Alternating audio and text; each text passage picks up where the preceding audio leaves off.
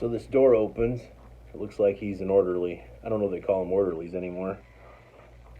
Anyway, he comes over and he's like, "Hey, you wanna take a piss?" And I'm like, "Sure." And he's like, "Well, I'm gonna have to leave you with a bedpan." And I'm like, "All right, well, there you go." So he frees my left hand, and then he leaves the room. So I did my business in the bedpan. I unlocked my right hand, put it back in the leather thing so it looked like it was still locked up. And then he came back in, locked down my left hand, and left the room. As soon as he left the room, I was up off that gurney in about 2 seconds, standing by the edge of the door waiting for him to come through. I don't know what I was going to do. Push him aside and bolt. I didn't even know where I was at that moment. I can tell you now, I was in Puget Sound, on the fifth floor of Puget Sound Hospital, which is the metal ward. But then I did not know that. Anyways, I'd say about 5 minutes later, he shows up at the door again, and he slams the key into the lock. You can hear it. I'll go all the way in, and he begins to turn, so you can hear the tumblers kind of move, and then he stops, and he looks in the window, and he realizes I'm not in the gurney. I am not there, and he stops, finishes locking it back the other way, and says, "Get away from the door, or you'll be in there all day." He screams it really loud. I didn't really want to scream right now. So I backed away from the door. I mean, I'd done a little bit of math. I didn't really want to be in there all day. I was going to comply, at least mostly. I know I was 20 at this point because I know that I turned 21 in this building. Which is kind of lame because I had wanted to go out on my 21st birthday, and well, that wasn't going to happen. He opens up the door and he leads me down the hall to go talk to somebody, like a counselor or something. I think I was talking to the counselor for a minute, and then I ended up with this neck spasm.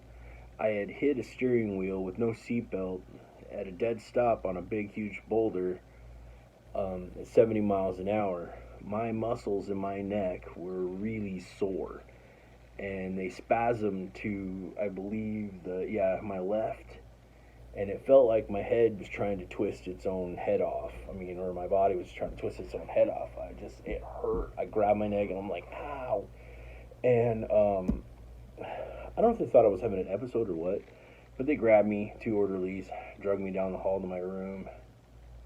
I think laid me down, and the doctor came in and gave me some sort of a muscle relaxer or something, or they put me out. I don't know. I don't remember the rest of that day. I'll tell you that right now. So then I come to like the next day. I'm just there a few days, and then eventually I go in front of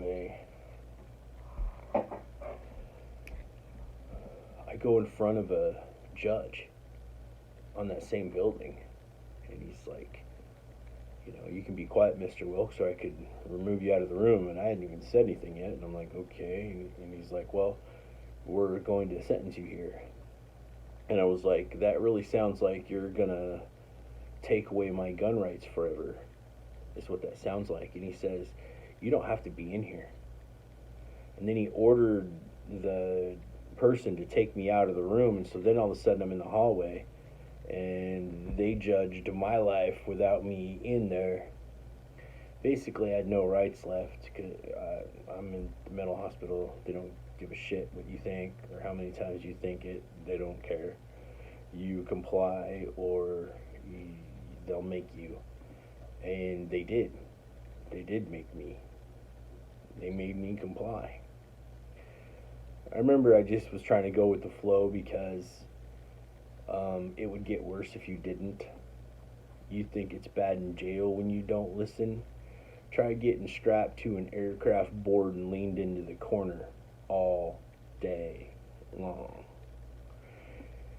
Anyways, they wouldn't start that way though. I mean, I think it was varying degrees of not listening before you get that far. I mean, you really gotta make them mad. And before then, they'll chemically control you. That was my first experience with Ativan. It's like a little teeny 2 millimeter or 2 megabyte, or not 2 megabyte, 2 milligram pill. And when you eat it, It's just a happiness in a pill. It'll make me dingy and happy, and then I don't care about nothing. They're like, go sit down. I'm like, yeah, I'm watching Sesame Street. Anyways, later on, I did turn 21. I was in this class, and they brought me into the class, and we're all making cards.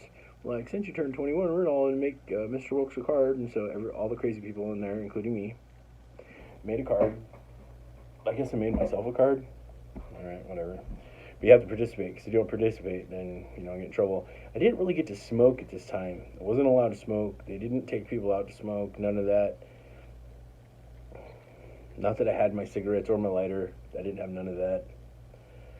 I was there for 2 weeks, and then I went back in front of the judge again, and again, I was standing out in the hallway, because I was really mad at him, because, he had imposed another sanction on my gun rights for fucking ever. Anyway, that's a story for another day. But they said that I needed more observation, so minimum security over at Western State for 90 days. I didn't say the whole 90 days, it was more like 30 or 40. My mom eventually got me out. But anyway, so these ambulance guys show up because they have to give me an ambulance ride over to the Western State Hospital. And we're in the elevator, and I'm like looking at the guy, and he's got my stuff, and I can see my cigarettes, and I'm like, sir, could I smoke a cigarette from the door to the ambulance? And he says, look, I'm not waiting for you, but you can smoke a cigarette from the door to the ambulance. That's fine, because you're complying. Because they had told me previously while I was upstairs, either way, I was going into the back of that ambulance.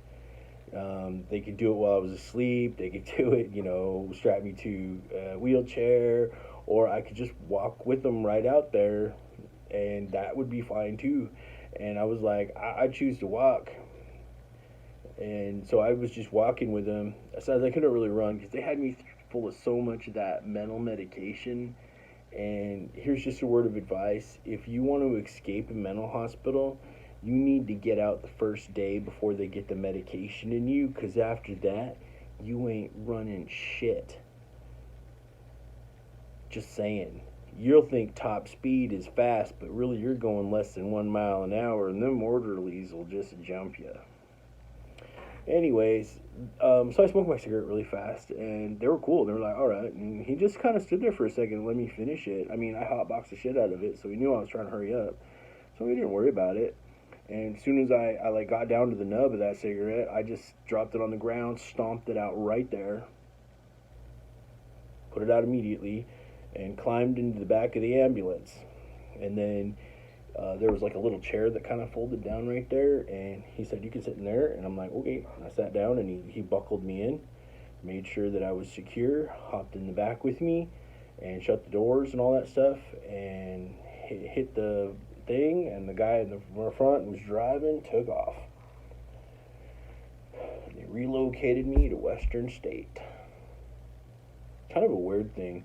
I was born at Fort Lewis Madigan Hospital, so I was basically back in Tacoma again. That's weird. I didn't know that's where I was, because they weren't really telling me shit. They're just like, you're going this way, and I'm like, I guess I am. So anyway, they get me there, and they adjust my meds. So for a couple of days, I just don't understand where I'm at. But then eventually I kind of get it, and I remember I'm standing out in the common room, and the guy's like, all right, it's time for cigarette break, and everybody lines up for cigarette break. And they had like a little area and 2 little cement pots where they had like some plants and stuff in there. And we could go out in this little area and smoke a cigarette twice a day. And we'd go out there and smoke 2 cigarettes. That's as much as we can get, and they're 15 minutes.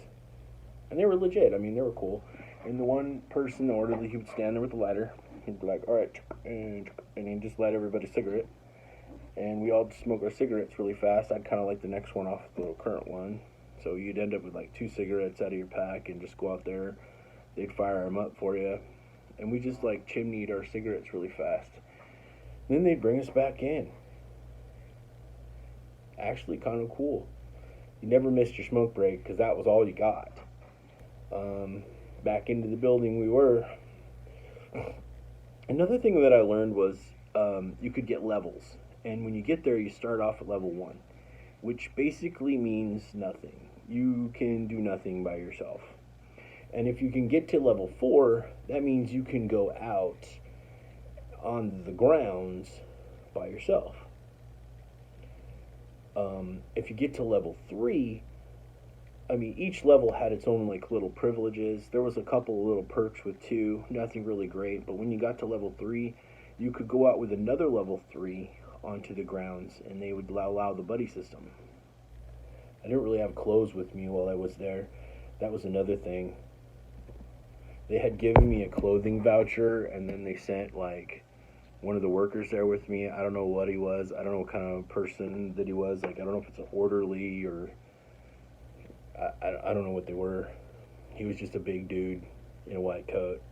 Like, come here, follow me, Mr. Wilkes. I'm like, all right. So they took me over to their clothing store, and they gave me $10 or $12 on a voucher, and that was actually quite a lot for the clothing store, because the clothing store, everything was like, it was like a Goodwill kind of, but they ran it, and everything was cheap, except everything was out of the 70s. I mean, big collars, plaid, but the whole nine. There was no regular clothes in this like place at all. So when I walked out of there with, basically $12 worth of clothes, I had, 4 or 5 sets of that 70s gear. I thought it was kind of weird, but I was in the middle of a mental hospital, so I don't really figure it mattered much how I looked. But I looked like fat native out of the 70s, that's for sure. Big collars and everything, the whole 9 yards. So he took me back and got my 70s gear on, and I'm trying to earn levels. And so they'd have classes, and you'd have to go to classes, little things during the day. And there was just different things, like they'd have coloring, or they'd have some sort of little seminar, and a doctor would put it on, or a psychiatrist, or somebody, and you would earn levels. Well, I had gotten up to level 2, and I only needed like one more class that was worth at least like 3 more points to get to level 3, so I could go and smoke cigarettes in the common area and go to like the canteen. And the only class was a makeup class. And so I'm in a mental hospital, so I'm like, fuck it. I get in line. And the lady stops me at the door, and she was like, if you're coming into my class, you have to participate. Like, yes, ma'am. She was like, oh, okay, well, go ahead. And I'm like, all right. I sat my big 300-pound ass down on one of them chairs, and I found me some clear nail polish, and I'm like putting it on my fingernails, and she's watching me, and then she'd go back, and she'd like help the other girls do their like blush and mascara and all this kind of stuff. They had like a whole big old pile of makeup on this whole table, and they were just all putting it on. Another guy had got the same idea as me. Since it was the only class left that day, I mean, we could have waited till the next day and got a more unfeminine class, just more of a generic class or something else. But I mean, they had everything. They teach you how to plant plants. I mean, they do everything. Anyways, so I got my points, and she like checked my nails and made sure I was participating, and I did. Also was huffing the nail polish. Finally, that was done. She let me out. I was able to go out with my friend now. I'm still locked onto the grounds, but at least I was able to go out and, hang out. We can go get a pop. And we can do other stuff while we're there. Smoke some cigarettes. Not have to be in a smelly building. So this one day when we were on one of the classes, they had taken us out to go to there's a place where they had a lot of plants. They were growing a lot of plants there. They took us all there to go look at all the plants, and we're all allowed to have one plant. And so I picked out like a little green plant, and everybody kind of picked out their little plant. And so we took our little plant back to our room, and our rooms were doubled up. I mean, there's sometimes there was 3 people in a room, but most of the time the rooms were just double up. Anyway, so I brought my little plant back, stuck it in my room, in next to the window in the sun, and I'd given it some water. I had like a little disposable cup. I had gone into the bathroom. There was a little bathroom in our room, and then I was out in the common room. Later that day, my roommate, I don't really know his name. He had flat feet. He showed me his flat feet. Said they wouldn't allow him in the military because he had flat feet. I'm pretty sure there's other reasons they wouldn't allow him in the military.